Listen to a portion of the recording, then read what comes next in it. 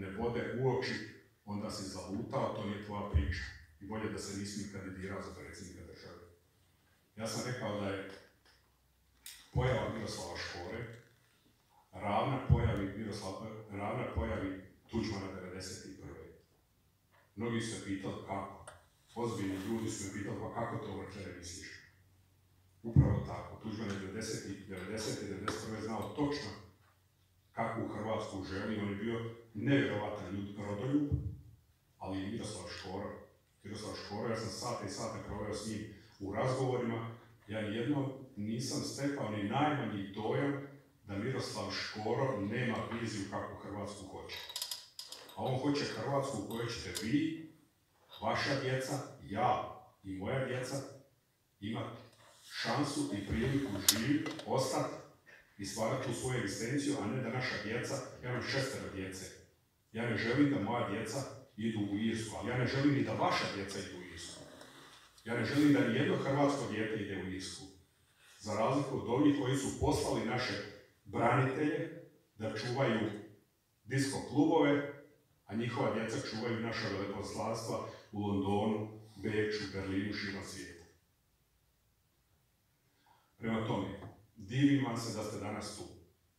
Vjerujem da će nas biti svaki danom više. Vjerujem da će ove dvije stranke koje vladaju 30 godina Hrvatskom u sljedećim parlamentarnim izborima se urušiti kao što se sad počne urušavati SDP, da će se tako urušiti HDZ. I vjerujem da ćemo mi biti ti koji ćemo pokrenuti Hrvatsku, koji ćemo napraviti Hrvatsku sretnom zemljom bez patetike. Mi hoćemo zemlju u kojoj ja ne tražim da moje dijete radi u centru Zagreba ako je sposobno da radi u Gospiću. Neka ide u Gospić. Ali tamo u Gospić kad dođe da ne mora predsjednika HDZ-a moliti i pit kavu s njim, ja ili njegova majka, da zaposli ga i u Gospiću.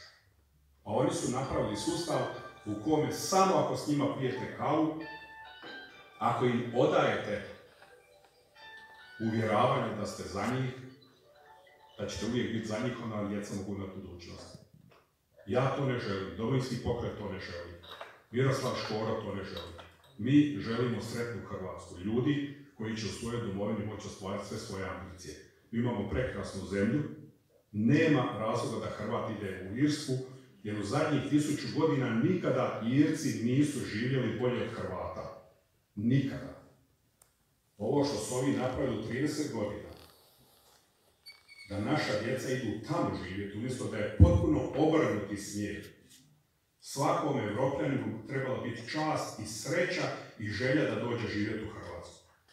Nažalost nije tako. Ne radi nas, zna se radi koga.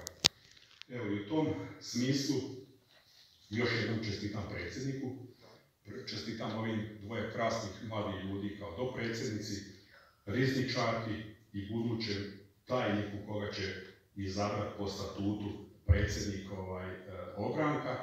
Želim vam zaželiti puno sreće, puno rada, stojimo vam na raspolaganju. Sve što trebate, Dario Žepina, sve što trebate, Milan Vrkljan, mail, telefon, face, preko svih kanala kojima možete komunicirati ili preko doktora Deština, zovite, mi ćemo doći. Mi želimo da ovaj ogranak, krasni ogranak, 30 ljudi tu, da uspješno radi. Hvala još jednom.